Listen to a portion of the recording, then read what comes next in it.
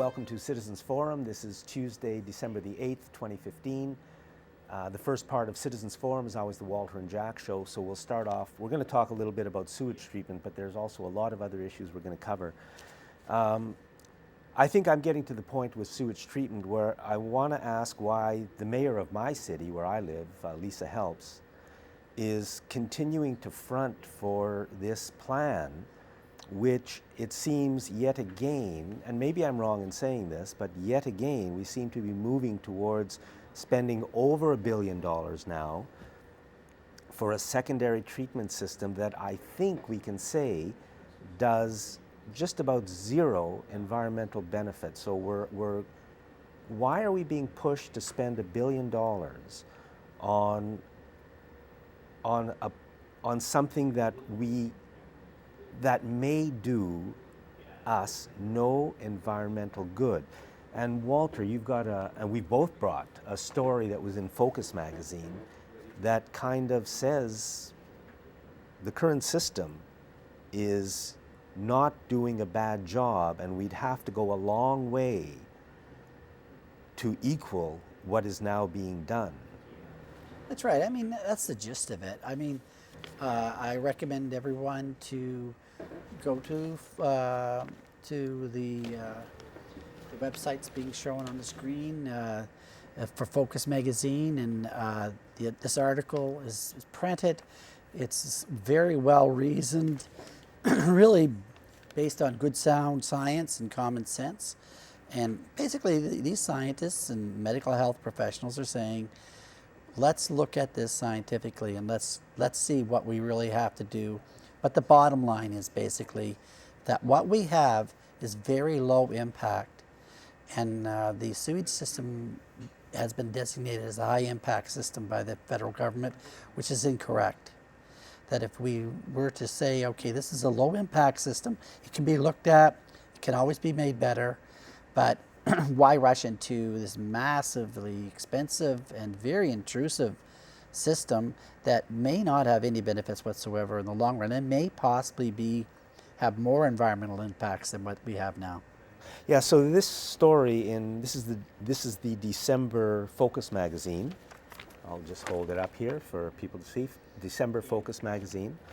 This article is written by Jay Cullen, Chris Garrett, Jack Littlepage, Rob McDonald, Tim Parsons, Tom Pedersen, and several others. Sorry for missing some, but it says most or all of them are all current, former, or adjunct professors of marine science. One of them at UBC, all the rest at UVic. So these are the marine scientists, and what they're saying is the marine impacts of the present system are small enough that land-based treatment, in other words, that land-based sewage treatment, is a low priority for marine environmental protection in Victoria. So, I mean, maybe they're wrong. That's possible. But shouldn't we know the facts before we are pushed into spending $1 billion? And this was in Focus magazine, but it hasn't been, I haven't heard it on CFAX. I mean, shouldn't this be front page news? Shouldn't this be leading the news on CFAX, CBC Radio, the Times columnist, that, hey, maybe this is all a mistake? But no, the story is, the decision is about to be made, and we can do a useless system for a little over $1 billion, so they're going to make us do it. You know, and the people that have been working on this, the citizens that have devoted so much time to this, and you've had them on the show so many times, making so much sense. But where are we at, Jack? We're 7 years into this planning, and basically we haven't established that we need a new sewage treatment system in any scientific terms. We have not established that. That's number one. You know, the very first thing you do. And people have asked from the beginning to the CRD, please give us a cost-benefit analysis. Tell us what the benefits are, and they won't do it. That's part of that analysis. You know, you'd have to look at what is going into the ocean, what it looks like. and what sort of impacts they're having, and then decide, well, how can we improve it? And then we have all these professors of marine science, and we have biologists and health authorities saying that what we have isn't that bad, and you know it works pretty good. But nevertheless, the CRD and the directors of the CRD, and we should actually get their names on the show and read them out, but they've spent $60 million planning to build a sewage treatment plant. So it just doesn't fit, Jack. There's a huge disconnect. And obviously there's a problem with governance in this region. The CRD is basically out of control. And I mean, we've gone over this so many times, but I think they may dig themselves into a big enough hole this time. I hope they do, because I don't think they're going to be able to pull it off. Well, they're not digging themselves into a hole, they're digging us into a hole. Digging the hole, then dumping a taxpayer's money into it. But so, I mean, this is something we've just got to keep an eye on. The sewage treatment issue is a disaster if, I think, and again, maybe I'm completely wrong, but I think if this plan goes ahead, it's a disaster. Homeless roaming the streets is big in the news. So, I mean, to me, the homeless situation has been deliberately caused by the people who run our country with the full support of all the media. CFAX, the Times Columnist, I mean, here locally, but of course across the country, CTV National News, CBC National News, the big newspapers, the Globe and Mail. For decades, they have worked towards creating this homeless disaster that we have. And they tell us we just can't solve it.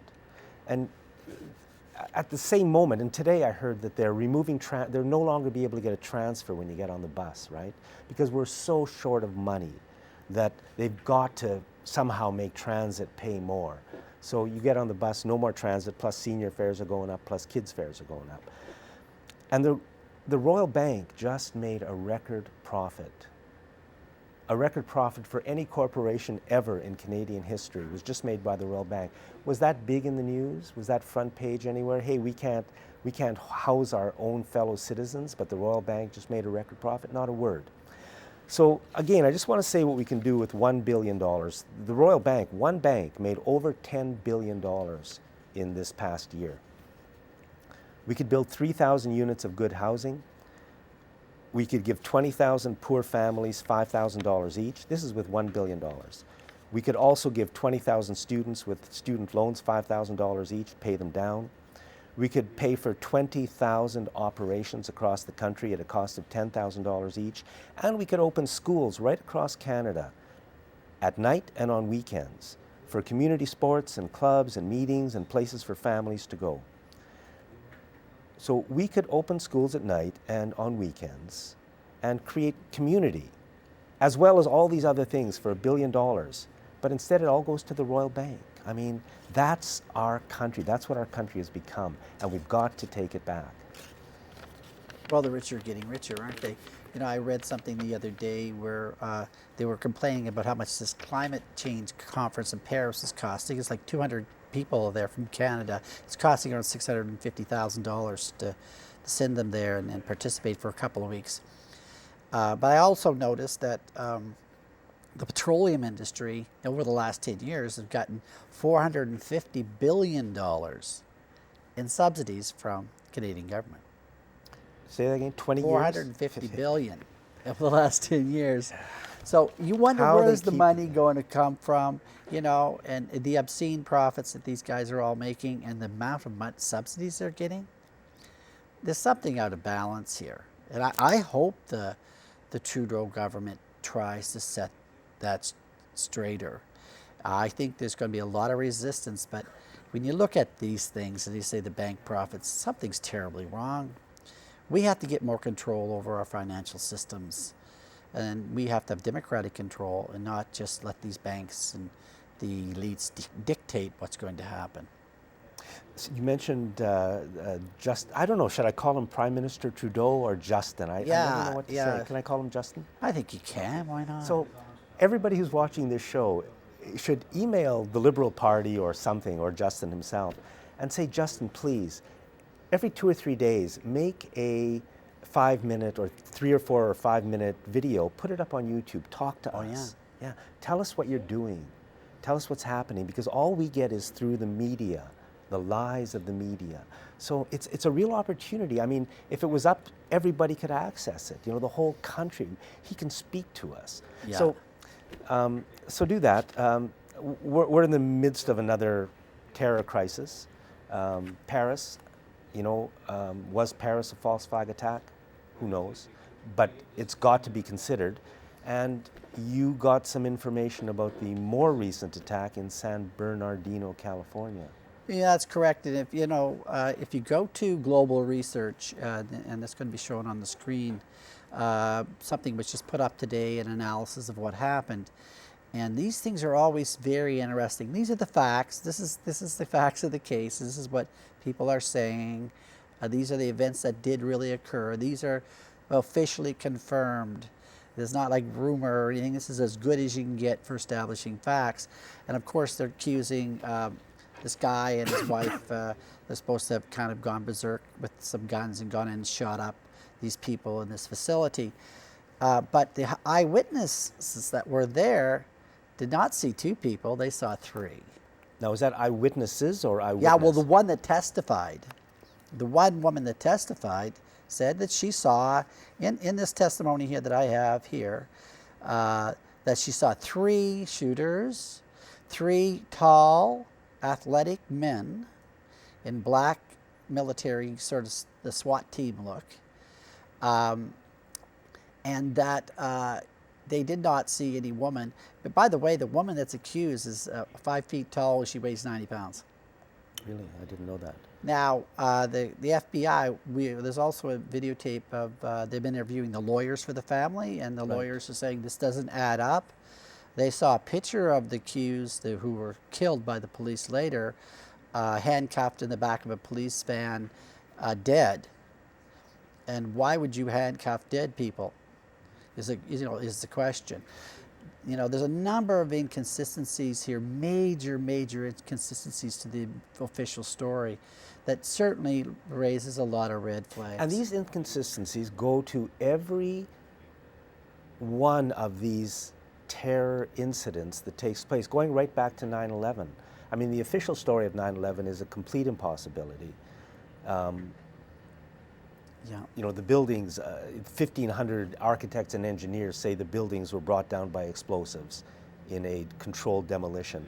And yet it doesn't matter. The media refuses to report on it. The politicians pretend that none of this exists. And you go from there through everything else, the lies about the weapons of mass destruction, every part of it.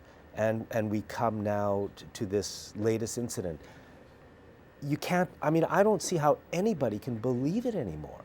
Yeah. Not to say that it isn't true, but so much of everything is a lie constantly that how can we possibly believe the next official story?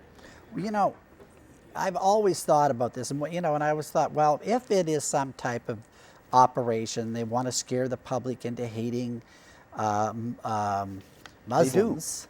If they have an agenda of one sort or another. Well, that in a sense is more frightening than if it was just a straight up sort of terrorist event. Some people were planning to do some harm and they managed to get some guns and they went to a facility and shot it up and shot a bunch of people. That's terrible and frightening.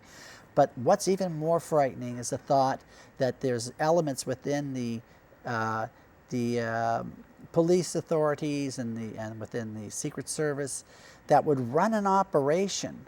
People on government payrolls would run the operation and aid and abet the crime. That is even more terrifying for us.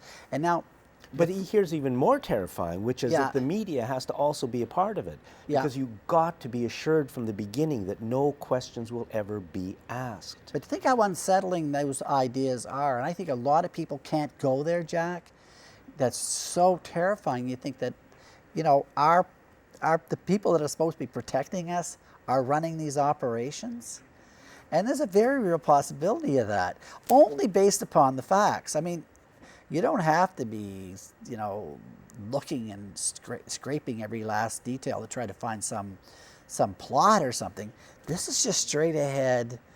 This is like, terrorism, fake terrorism 101. They have the same components time and time again. Oh, by the way, the landlords of the people that were supposed to have done this attack, the FBI went in and found the weapons, of course. Oh, by the way, the weapons they found were police-issued firearms. That's according to the official report. The alcohol, tobacco, firearms, guys, whatever you call them, recovered police-issued firearms. Now, but the thing is that why would they allow, right afterwards, the owner of the house to open up the doors and let journalists in to rifle through all their belongings? It's not only a violation of their fundamental rights. At this point, they're just accused of a crime. But, if you were thinking about it a bit, for sure they've corrupted that scene. No other evidence could ever be gleaned from that ever again. If it was an inside job and they had some guys who go in there and plant this stuff, that could be found out by other authorities. There's lots of ways to investigate, a faked a scene, but that can never happen now. And by the way, that's exactly what happened here in Canada when the poor couple from Vancouver that were accused of trying to bomb the legislature. After the police had been there, the landlord allowed everybody in to rifle through their belongings. It was really disgusting in so many levels, but also it destroyed that scene that could never be investigated any further. And if you're thinking in a common sense way, this tells you that something's not right here, that nobody's being charged for allowing journalists in to bust into these what should be protected areas until they're very, very well investigated. You just can't accept the official story. Yeah. We don't know, I certainly don't know what the facts are, but I know I've been lied to my whole life by the people who run this country and their politicians and their media. So I've stopped believing them. And it's a very scary time because behind all of this things that somebody is doing, they're deliberately, you watch CTV, you watch CBC, you listen to CFAX here in the city, they're creating fear. And they've got Bill C-51, which hasn't been mentioned since the election. No, look at the amount of coverage that our media has given the issue of ISIS and Syrian refugees. While behind that, there's not one word about the TPP, the Trans-Pacific Partnership, this new deal, which is a corporate takeover of our country and many others. It reduces our power. It reduces any we have so little democracy left, but even that gets attacked in this agreement. And yet since the election, there literally has not been one word about it in our media, while they fill us with fear. Yeah. We should thank Murray Rankin for that. He did some excellent work in helping to enforce, was it NAFTA or the TPP that he helped enforce? I think he worked on a case that was involved with NAFTA. It goes back a number of years. Yeah, but here we have our people that we elected as our representatives on their spare time working with the other guys. I've heard some rumors that the story we're getting about Alberta and Canada and at the climate change conference aren't exactly true. Yeah. We're not the great guys, and what we keep hearing is the tar sands are going to have to cut down, and or not, who knows? But that's the story, and they're going to capture carbon. But the number of cars in this city, just this little city, is immense. Everybody's driving everywhere. And if that doesn't change, then we're all doomed. And that goes for every town and city right across this country and right across the world.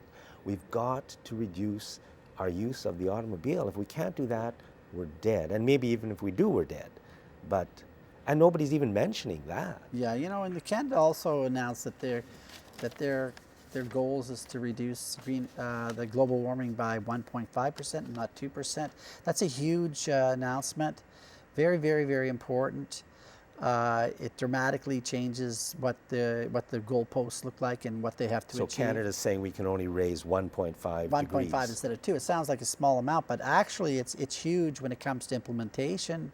They have to be much more active and make much more radical changes in order to get to those sort of goals.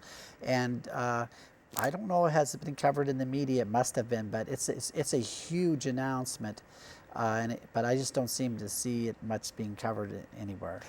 And when are we going to start doing it? Like the number of cars in Victoria keeps going up. I mean, that's predominant. I mean, we're in for big changes if something happens.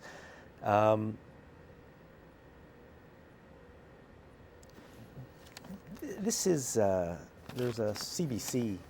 Maybe you can read the headline. First question period. Trudeau accused of stepping back from fight against ISIS. Yeah, right. So, I mean, the whole story of what we've been told about ISIS is so one-sided, so blatantly false, so blatantly different from the truth, I think, that the new Conservative leader can make a comment like this, Trudeau accused of stepping back from fight against ISIS, when, as far as we know, the United States and Saudi Arabia and Turkey and other countries are supporting ISIS. So we don't know the truth, and yet we've been told so many lies that this kind of thing can pose as news and fact, and it works because we all get fed misinformation.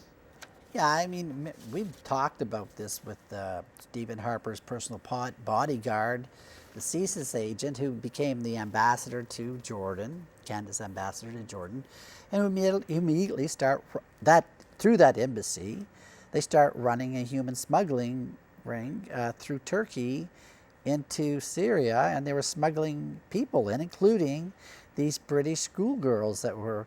So just say that again, because I agree with it. You're saying that Stephen Harper was involved. Yeah, directly involved. He appointed his bodyguard, who was a CSIS agent, he made him the Canada's ambassador to Jordan. And then this guy was paying somebody who was smuggling people from Turkey across the border, Europeans, Westerners, across the border from Turkey into Syria. Okay, and this is what Rana Ambrose says. We've been told so many lies. Now, I believe and you believe that that was the truth. And this is what Rana Ambrose says. This is in a Canadian Press article. Interim Conservative leader Rana Ambrose said the extremists who have overrun vast swaths of Syria are part of a death cult that sells women and children into sexual slavery and murders religious minorities. Well, the former leader of your party seems to have some connection to it. And yet, the truth is never allowed to be said. I mean, this is a story. When I saw it, I just about jumped out of my chair. You know, this was reported in the Manchester Guardian and the Ottawa Citizen and the Toronto Star. This is all in mainstream media. You can go and Google this. I mean, it sounds too fantastic to believe, but it was up for 2 days. And Walter, we're out of time. We'll leave it at that, but we're living in crazy times. Thanks for watching this segment of Citizens Forum. Welcome back. This is segment 2 of Citizens Forum.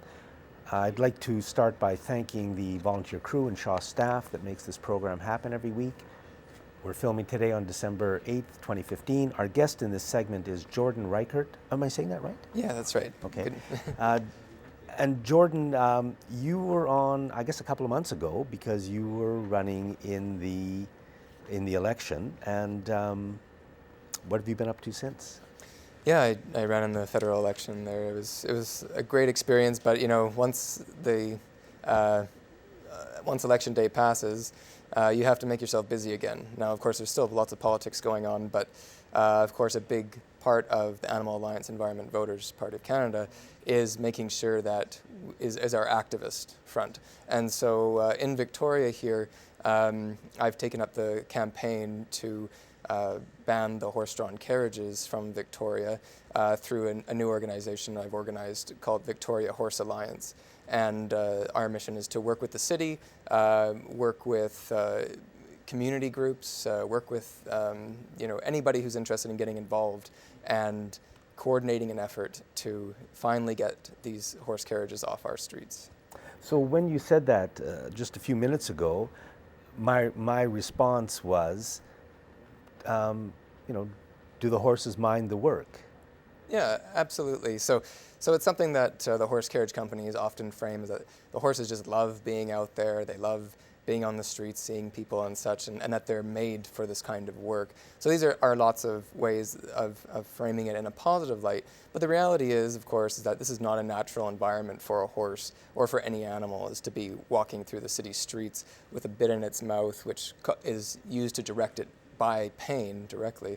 And of course, being strapped into this rather large lumbering vehicle behind it, pulling tourists and locals, unfortunately, as well, through the city streets. And of course, in that, they're stuck in the middle of traffic, they're breathing exhaust fumes, they have people getting aggravated because they're stuck behind the horses and speeding around them, they're spooked by loud noises. Every year we have accidents related to the horse-drawn carriages in Victoria.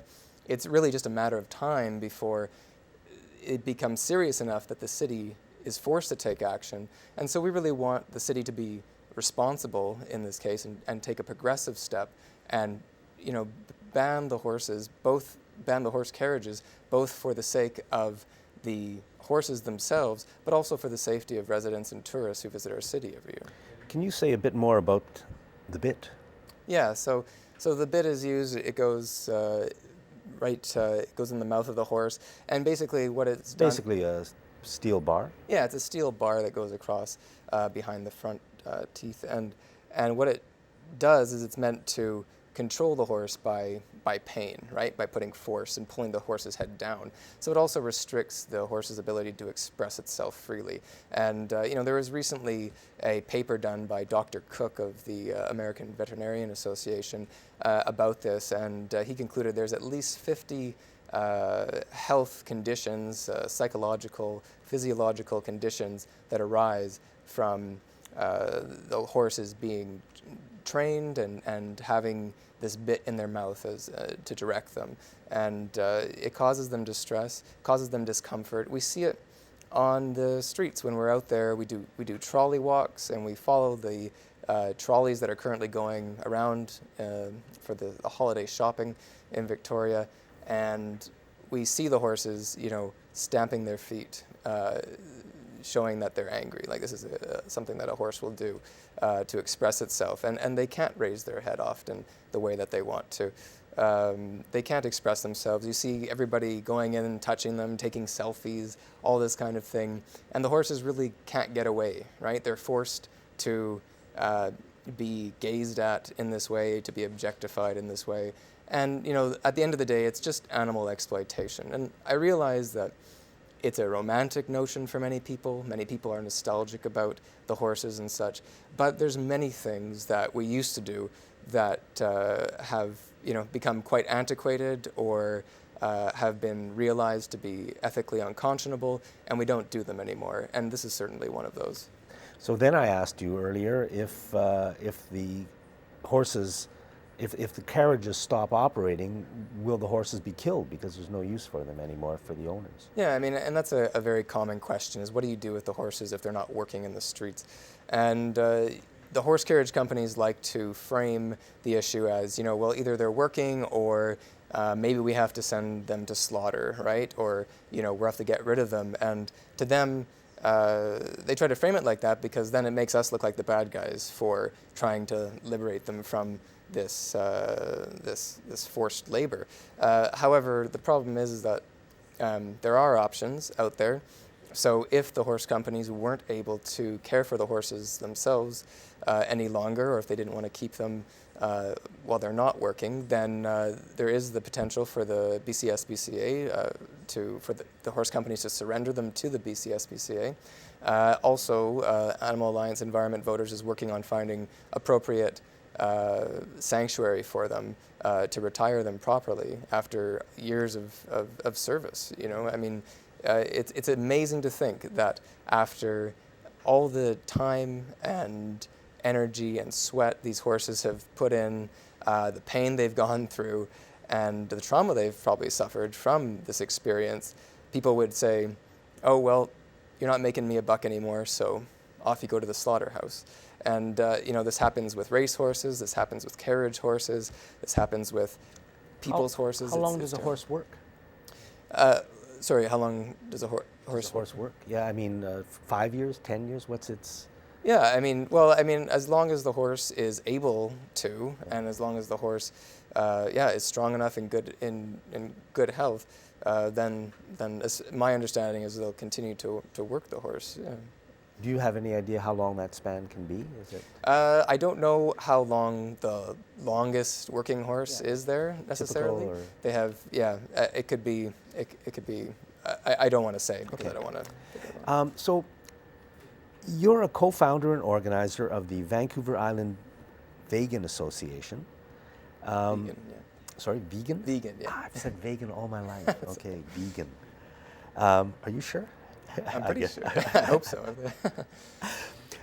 So, there is growing awareness of both the ethical concerns of the way, especially food animals are treated, and also there's the negative effects of animal products for human health, our health, and for the environment in general.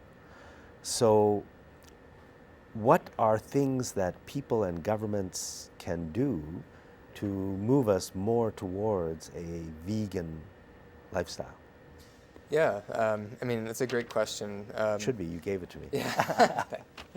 Well, you know, it's a big step in some ways, you know, because for the first time, this information's really getting out there in a whole new way. I mean, the vegan movement has exploded over the last probably 10 years. You know, you can go back to Peter Singer's animal liberation, you know, 30, 40 years ago, and not much changed for a very long time. And then now you've got this big transition happening, and then you've got the WHO report saying, you know, how processed meat and red meat are carcinogens. And so, you know, governments have to respond eventually, right? I spent the last federal election trying to raise awareness at every debate I went to of why aren't we protecting our citizens from this, just by raising awareness even, right? We're paying the meat, dairy, and egg industry $6 to $8 billion a year of citizens' tax dollars to subsidize these industries, to make them competitive with our neighbors down south, and it's shameful because I mean, with the evidence that's there of the environmental impact, the cruelty involved, and the environmental impact, you've got this contributing to illness. You've got foodborne illness is tremendous and such. And so how do we start making positive change out of that? And I think to start, you know, there's been talk of, for example, people taxing meat, right? And to me, that's not necessarily the right way to go because that seems like a really regressive tax system, right? Because when you do that, you're saying, well, people who are lower income earners are going to bear the burden of that, right? Whereas wealthy people can continue to, you know, eat as much as they want, I guess. And so what we need is to really go to the source, and we need to take away those subsidies from the animal agriculture industry, and maybe we need to instead reinvest it in incentives to say, look, you know what, if you want to be subsidized, why don't you grow something that is plant-based, that doesn't hurt people, that doesn't hurt animals, right? And contributes to a healthier society in general, right? So, you know, transitioning farmers off of that is a big And even process. advertising. Advertising as well. I mean, you know, just about a healthy I had barley for the first time in probably a year, Yeah. a couple of days ago. I forgot how great it was. Sure. And that's the government's job, right, is to make sure people are aware of these issues as well. And that means, I think changing the Canada Food Guide and making the standard a plant-based diet, Yeah. right? And plus, saying, like, look, this is all you need to be healthy, Yeah. right? You can get away with that. But then, and if you are going to eat these other things, these are the potential consequences of adding them to your diet on top of the plants. And in general, I mean, I can remember years ago I stopped eating eggs that weren't organic because I didn't see how an animal that was being treated that way in its life could possibly, just the regular standard way that eggs are made here in the Canadian agribusiness industry are so twisted and sick that I didn't see how that could possibly be healthy for the people who are eating it. And I think we should all think of that. It's all about money.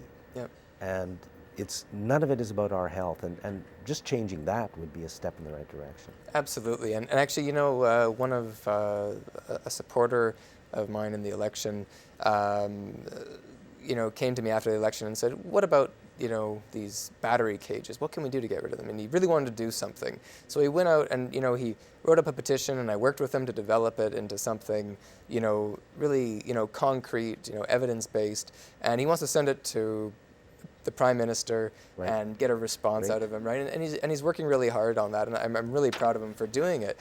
Now, he's not vegan, but I really respect him for making that effort because he recognizes that there's something ethically wrong here that's going on at a systemic level in our society, right? And that's Jordan, I'm going to stop you right there. Okay, yeah. But it's exactly right. There is something very wrong at a very deep level in our society. Yeah. Thanks very much. Thank you, Jack. Yeah, Nice to see you. Thanks for watching this segment of Citizens Forum. Well, welcome back to segment 3 of Citizens Forum. And today we have with us again Janice Hoffman from Parents for Safe Schools. Parents for Safe Schools are advocating that schools should have safe schools for children to go that are without Wi-Fi type radiation.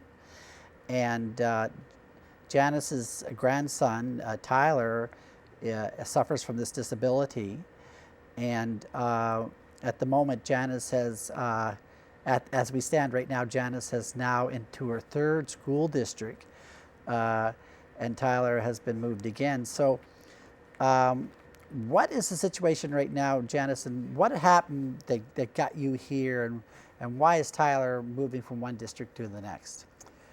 Well, what happened was when Tyler was originally in grade 2 in the Sault School District, he started coming down with some severe headaches. We couldn't figure out what was wrong until one parent told us that some Wi-Fi routers had been installed in the school, and we figured out that Tyler was getting very, very sick from it. So we asked for the router to be turned off, and of course, as many parents know, that's not an option. So in the end, with the Sault School District, we were dismissed. Tyler did not complete grade 2. We moved on then to the Victoria School District. He was placed in a classroom with no Wi-Fi, no wireless devices. And he did well for 2 years there. And then in the 3rd year in the Victoria School District, the moratorium the 3-year moratorium had been lifted. Vote 5-4 with the trustees, even though 30% of the parents that took the survey by the VC PAC expressed concerns about exposing their children to this 2B carcinogen. The trustees still decided that they were going to let the principals install Wi-Fi routers in the elementary schools. It's really too bad. So we moved Tyler again to the 3rd school district, that was Saanich, and he went to an elementary school for grade 5. There was no Wi-Fi. The cell phones were not to be used during school hours. That included the teachers. He did really well. We had no problems whatsoever. So then after that, Tyler graduated and he's now in grade 6, middle school, and he's attending a school, middle school in the Saanich School District, where we were assured when we first went there that there was only 25% coverage. Now we figured, we just might get away with this. If you could put him in a classroom as far away as you can, we might be able to cope with this. And then if he could just leave the classroom when you bring out the wireless devices and go to a hardwired class, he would probably be fine. And they also said that their policy on the cell phones was for the children to put them in their lockers, but as you know, it's pretty hard to. Right, so how has he fared so far? Well, it didn't work. Tyler was getting really, really sick. One day he came home, I got a call from the school to come pick him up, and his headache was just so severe. He was just crying, and no amount of Tylenol, Advil will even touch it. And then after about 2 hours, he started vomiting. And then another 2 hours, he started vomiting. And so these are sort of classic symptoms that you've seen before. These are very classic symptoms. And Right. it seems to have, like, nothing will touch it. It seems to have to run its course. It's like a 6 to 8 hour course that it runs until it finally stops and he's feeling better. So in your view, do you think it's possible to make a school 25% coverage? Absolutely not. I think what we have to have, I think parents have to have a choice. Right. We have to have a school at each level that is Wi-Fi free so that children that have these sensitivities, or for parents that maybe don't want to expose their children to this, to be carcinogen, have a choice. I mean, our choice has been taken away. So do you think that should be province-wide? Absolutely, it should be. It should be countrywide. So all children should have a How right is to an the education. BC Confederation of Parents Advisory Councils, or whatever they're called, the provincial parents council? What's their position on this? Well, back in May of 2012, the BCC PAC, that's a group of parents, voted 2-1 that there should be a school at each level, Wi-Fi free for choice. And it was ignored. It was ignored by the Ministry of Education. It was ignored by the trustees. Yeah. And it's just been filed. Now, a person suffering from electro hypersensitivity, that is a recognized disability? It is. It's recognized by the Canadian Human Rights. It was just recognized again by France. A lady just won her case just recently. She's now receiving disability for EHS. It's recognized as a disability. This would be like, if somebody had a very, very severe food allergy or some other type of condition that really warranted protective measures. So do you think, in your case, now Tyler's in the school, what sort of measures have they taken to protect his health? Well, right now we're trying something else, but if what we're doing with Tyler now is sort of segregating him from the rest of the children. I mean, it's only a temporary solution so that he can get his education. He can finally complete grade 6. Right. This isn't a permanent arrangement. Now, what is the position of the health authorities? And very briefly, what are they saying as the level of harm that this may be causing? Well, Dr. Stamwick, who is our school medical health officer, he says Wi-Fi exposure in school does not pose a level of risk that is unacceptable. Now, by whose standards? Right. Who decided what was acceptable as far as exposing our children to this? Dr. Kendall, in a letter of April 2015, he says, nor, as others have suggested, do I make a statement that such radiation is safe. So they don't go to that degree of saying it's safe. They just say that the risk is acceptable. But they are acknowledging that there is a risk. There is a risk. So if there's a risk, then why do I have to have mandatory? Why is it mandatory that our children be exposed to this? I have no choice. What do you think with parents? Are parents becoming more aware of this issue, or? It's very, very slow. The school board and the trustees are not the school districts are not informing parents. Parents have a right to know. They have a right to know what the safety manuals and disclaimers say, and these devices say to keep them away from your body.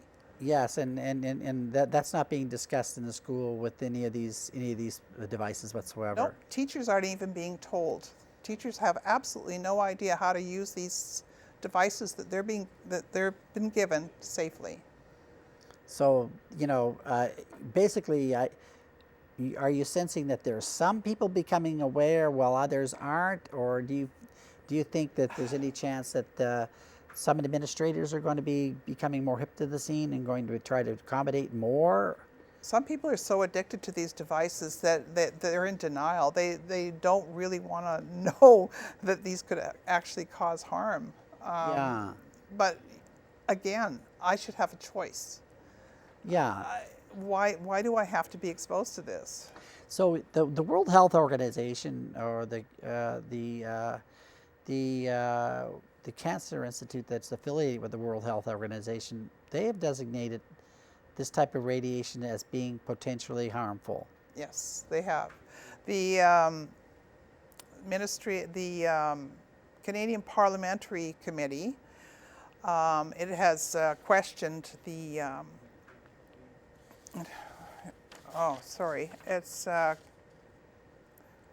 During the hearings, 4 international experts testified that Health Canada is either unwilling or not competent to judge the current scientific evidence that wireless radiation is harmful to our health.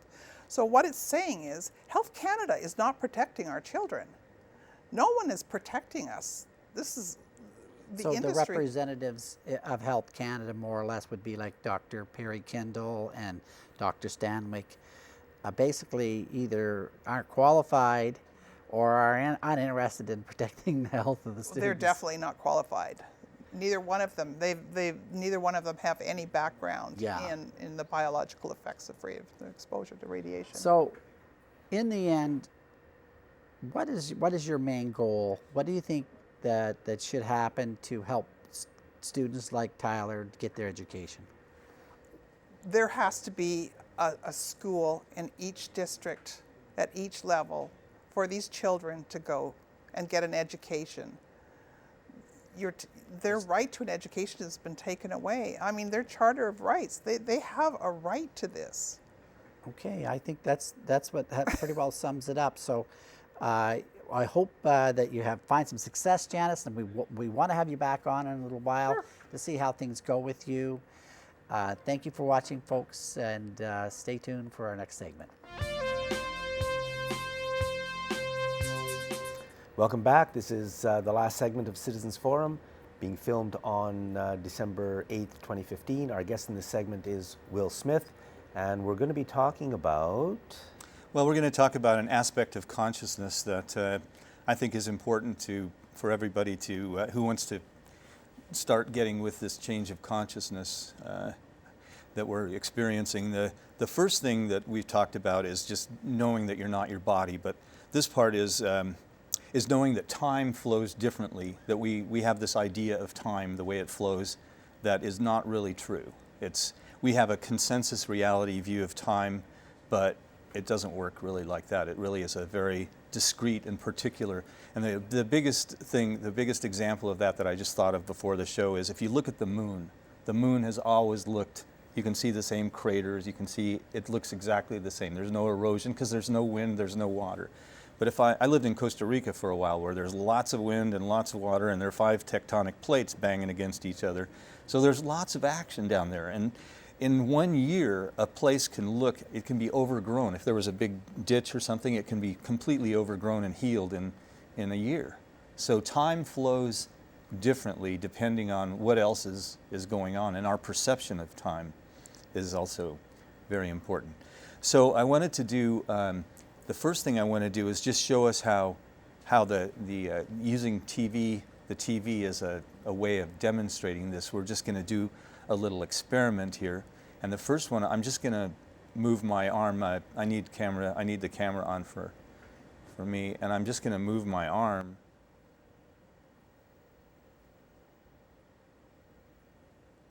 And what we saw there is different, because what we saw here is different from what I'm going to show when we edit. I'm going to show that the arm is made up of individual pictures. And then if we can just switch to the wide shot for 30 seconds, we'll see something else.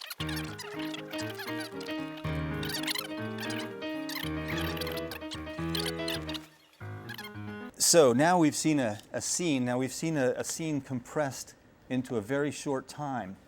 And I'm going to tell you, I'm just going to switch to a different thing. I meet a lot of people on Facebook, and there's some people that I just know I'm going to like this person. So I met this guy named Andrew, and he's a translator. He does a lot of things, I suppose, but one of the things is he likes to translate old poetry, Greek poetry. So he put up this poem that he translated. It's a fragment from Sappho, who was a woman writer in ancient Greece, and she wrote poetry, and she lived on the Isle of Lesbos. And you can look all this up. It's a very interesting story. But we only have fragments of her poetry. We know her more by her reputation, that she was a great poet, than the actual works.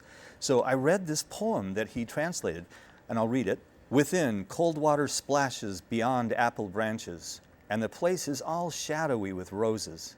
A dreamless sleep falls from the shimmering leaves. Now this is Sappho inviting Aphrodite, the goddess of love, into her garden. So she's using this imagery, but notice that she didn't say, I'm going to paint you a picture of what it's like. She just started off into it. So when I read that poetry, and it was only 5 or 10 seconds, and then I stopped reading it, I realized that I had been somewhere else during that little time. So the idea is that some people like to give this model of our reality is really discrete reality. It's chunks of things. We don't experience time continuously, really. And in our consensus reality, we look at and we all agree that this is what's happening. But that's not really what's so. And the example story that I want to give of that is, I read about the Titanic. I like the Titanic as an allegory. So if you think about the story of the Titanic, what happened? The ship sank. The ship sank, and what Everybody else died. happened? Everybody died, yeah, everybody died, but not really everybody, but most people died. But this little 8-year-old kid, he was put on a boat, and he said he just went under a bench and fell asleep, and when he woke up, the sun was shining and everything was great. So what was the thing for him? He didn't... So that was his experience of the sinking of the Titanic. Yeah, but his reality was different. Completely different from the captain of the boat, all the lots of other people. So that's what we are getting used to, is a different way of looking things. And I found a TV show that kind of shows this. There's a TV show called Psych, and it's about this psychic detective, and he pretends that he's psychic in front of the police, but then they show you what's really happening with shots. So he'll notice something that nobody else sees, and maybe sometimes they slow it down so you can see that he noticed something that nobody else sees, because their reality is consensus reality, but he notices things. So what I want to talk about here is that we can each notice things about what we actually are seeing. And a good way to do that is, at the end of the day, think about, what did I do today? What happened to me today? And if you do that, if you think about what happened to you today, then certain things will pop out of your mind. And the thing is to learn to notice what you're noticing. Instead of just thinking about the thing, you think about, now wait, that's funny, I saw a squirrel on Pandora. Now why is that the first thing that pops into my mind? Why was a squirrel so important? And that's going to lead you down some really interesting things that will change your consciousness, because you'll realize that you're aware of all sorts of different things going on around you, but you can't instantly say all the different things that are happening. There would just be too much information. And so our consciousness, we learn to filter out the things that we think don't matter. But what we're shifting to now is a realization that if we only pay attention to consensus reality, we're going to miss a lot of really important things. And the reason this is so important for our political system, for the kinds of things that you want to talk about with democracy and voting, is that we're being lured into this place of believing anything, right? Absolutely. Well, so there's this play made of what we're supposed to think about something, Yeah. and it doesn't matter what you take as that eventually nobody's going to believe it anymore, because I mean, everybody knows the Aesop's fable about the little boy who cried wolf, right? Well, if somebody keeps lying to you, eventually you say, I'm not going to believe him anymore. Well, I've reached that point. You certainly have, but a lot of people haven't. A lot of people haven't. And I completely understand that, because for a good chunk of my life, I also didn't. So, I mean, I was alive when the Vietnam War was started and ran through, and I believed the whole thing. I believed every lie I was told by CBC and CTV and all the newspapers and all the politicians, and you know, that was the lie. Then you find out later that the whole war was kind of fake, because the people who run the United States wanted to have a war, and Right, that was the yes. real story. Yeah, there's an agenda. Well, but then there's this consensus reality created to prove that this is why we need to go to war, and there are all sorts of things that are done. So, but And we're when not, they're doing it to us again right now, it's just don't the believe fact it. of life. But we're getting to a point now where people are starting to say, hey, wait a minute, I'm not going to believe that. I hope so. Because, I mean, you can't have, well, I don't need to go into specific examples here. I can learn to be just polite about it. But I think that what we need to see is that we don't need to create a new consensus reality. We just need to honor everybody's particular or discrete reality, as I like to call it. So, in other words, if somebody says, gosh, you know, I walked through your garden and I saw a gnome, then you don't say, you didn't see a gnome. You say, oh, really? What was he wearing? Well, I would, if somebody said, walked through my garden, if I had one, and said I saw a gnome, you know, I'm to the point where I think, you know, anything, just about anything Well, is yeah, possible. I'm using a sort of an example that some people might consider absurd, but what I'm saying is it's a shift in attitude of saying what's important is that everybody sees the same thing. That's how our system works right now. It's important that everybody see the same thing. You saw those buildings fall down, didn't you? Yep, I saw them. Yep. Okay. Well, you agree? And if somebody says, I didn't see it the way you did. Well, Yeah. but instead, our attitude is, this person has a gift. This person can see something different. This person can, so that's what, it's a shift in the way we see things and the way we treat each other. Because right now, for example, for kids, we say, oh, we have a box here, we've created this society, and the people who know better than anybody else have created this little box, and it looks like you're going to fit into that box. So if we just grind off a little bit here and cut off your leg here, you're going to fit in that box, and you're going to just do a really good job for us in society for the rest of your life. And instead, what we need to go to is more of a system where it's a more of a mentor type thing. The way this has existed in human history is a mentor type situation where the teacher tries to find out, what are your gifts? What are you good at? Yes. What makes you happy? What is it that makes you get up in the morning that you look forward to? Isn't that what school should be? It should be, but notice that it isn't anymore. Isn't.